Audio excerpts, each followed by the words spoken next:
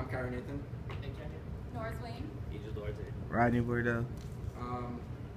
Our project was to persuade you guys that it'd be very beneficial for us, not only us, but the community as well, to have the UMass Festival. We think it's something that's exciting and engaging, not only for the student body, but for the community. It collectively brings together people and unites all UMasses to create a single identity, which I think is something we need, and I think having a single identity, it breaks down the barriers between students. When I applied to UMass Dartmouth, there are always negative people saying it's not a great school, there's something like, it's just not a great school, and I think it's something that we can change with this event. I think a celebration like this at the end of the year would not only, it'd be a celebration for the end of the academic year, and it hosts a lot of social and economic benefits.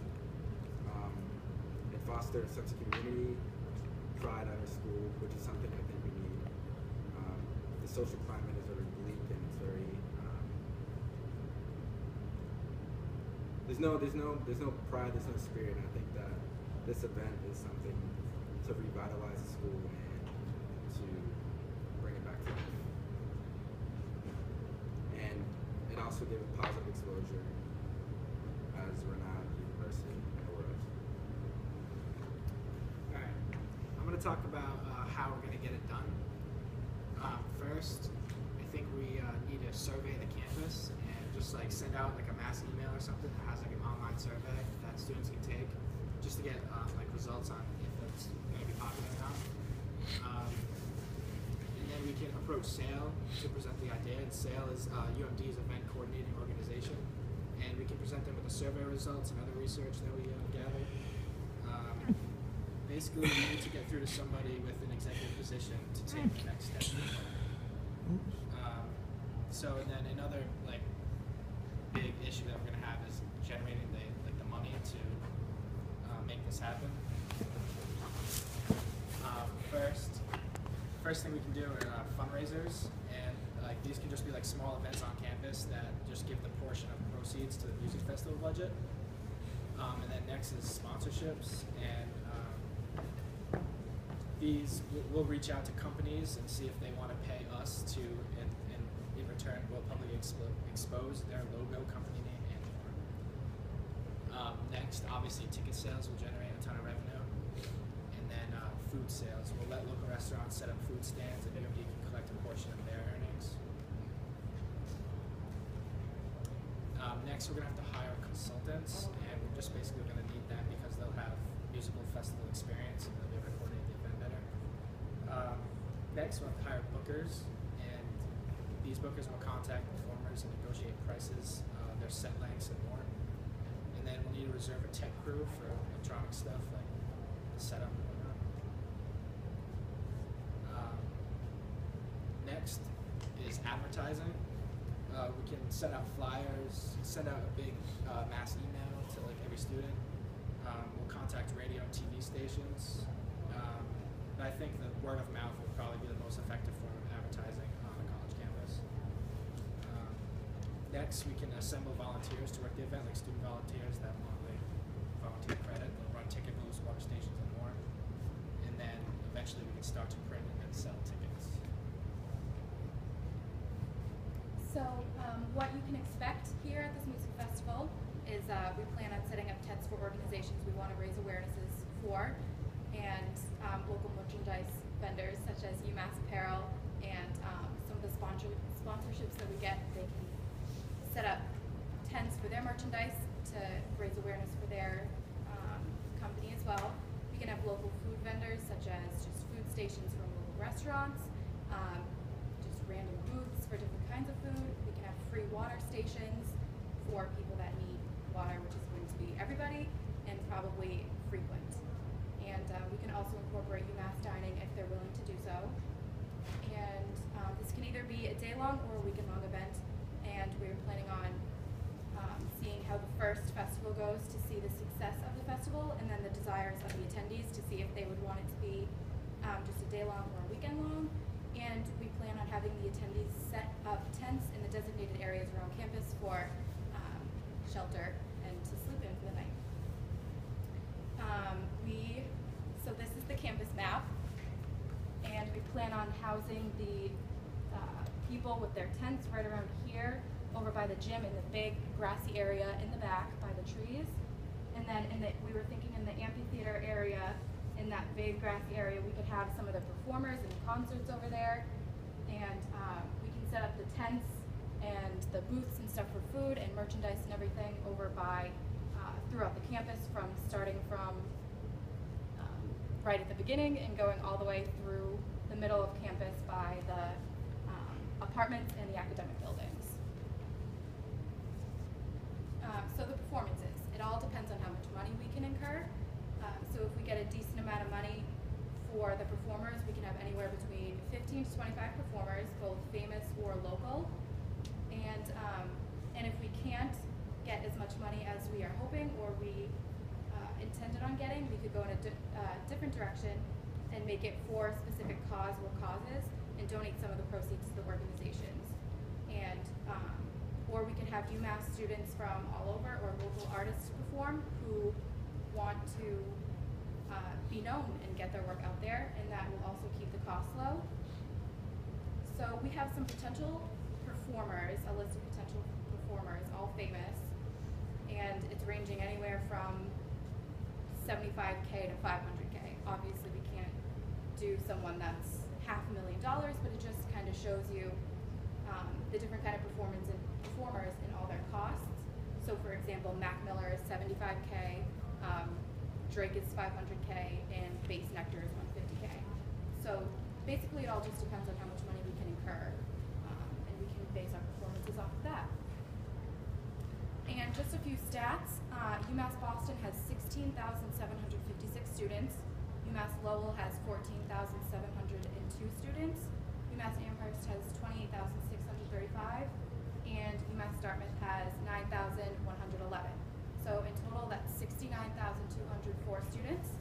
And theoretically speaking, if all 70,000 UMass students come and we charge them $50 per ticket, we can incur $3.5 million alone just on ticket sales. If half of those people attend, which is around 35,000 people, and we charge them $50 per ticket, we could incur $1.7 million. And if we charge the same amount of people, the $35,075 per ticket, we would incur $2.6 million. And we plan on opening this opportunity to the public at a slightly higher cost and give UMass students a discounted price. Alright, so the pros are safety, boosting the economy, fostering community pride, and strengthening relationships and creating good vibes. So I say safety is a pro because if we manage to have this festival, it will prove to the school and other schools that we can hold such a big event and have nothing go wrong. And boosting the economy benefits the school because, for example, if we book Jay-Z, research shows that he brings $5 million and you only pay $1 million to book Jay-Z. So that's a big revenue for the school. Fostering community pride. The festival just brings people together, good environment. People feel like they're having a blast, get stress off their chest because the semester's over in the school year. Creating good vibes, strengthening relationships. It's also a great thing for the school. It's word of mouth to people. If everything goes right, other schools would know about it. They would like to contribute, and maybe other schools, other UMasses would host another event. Economy. The boost of local economy, both on and off campus, free marketing and advertising, and it will help raise awareness.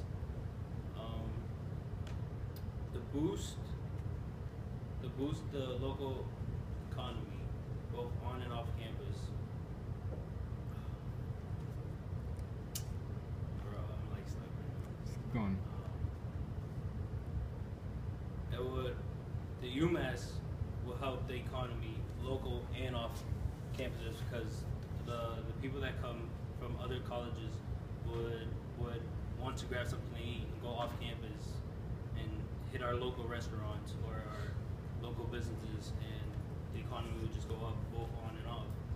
And free marketing, advertising. A lot of businesses love to raise awareness. For example, breast cancer. A lot of people like to do free things, give away free stuff. Like we could have business donate food for us that we can serve for our visitors, and feed the people water. It's a big issue for dehydration for the concert.